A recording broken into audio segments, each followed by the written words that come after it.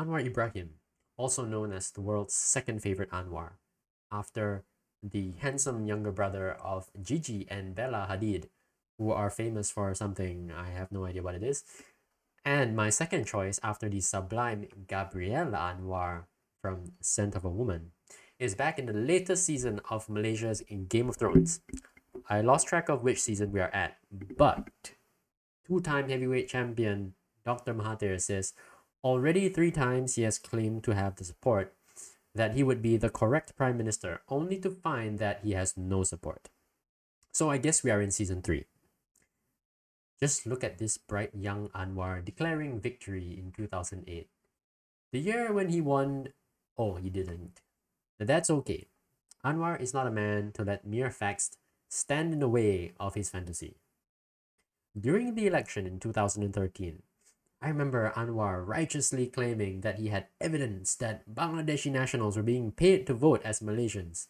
He would show the evidence very shortly, surely to dispel all doubts about the election outcome and reassure Malaysians that he would fight to protect their country.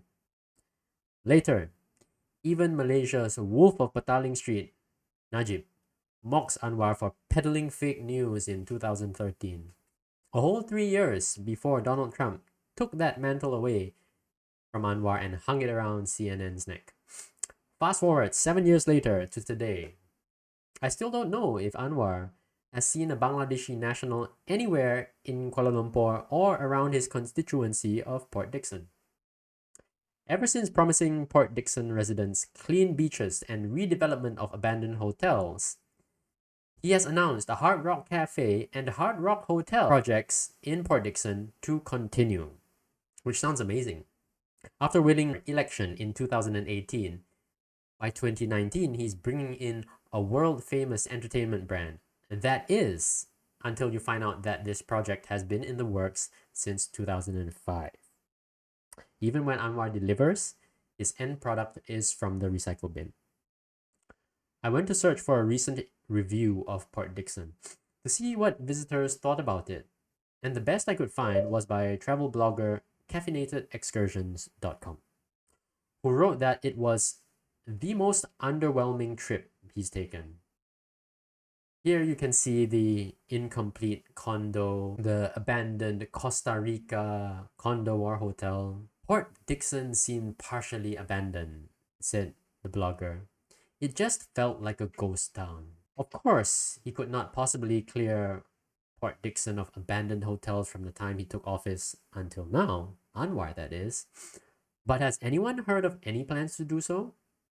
Has he even once made the news with a proposal to develop Port Dickson to Langkawi status? Or are Port Dickson residents just there to gaze at his monumental but hollow ambition to be Prime Minister, just like the abandoned hotels of Port Dickson? All this feels a lot like how Anwar is mounting his latest dramatic sandiwara. With a great deal of posturing and fanfare, he had his audience with His Majesty the King, and had zero end product.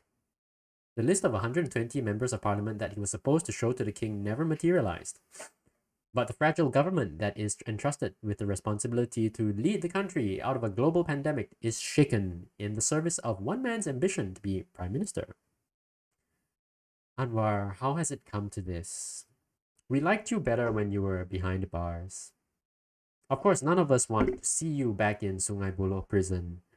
But I do believe your supporters and critics alike can agree that you are better as a mascot for a new Malaysia than a leader in it.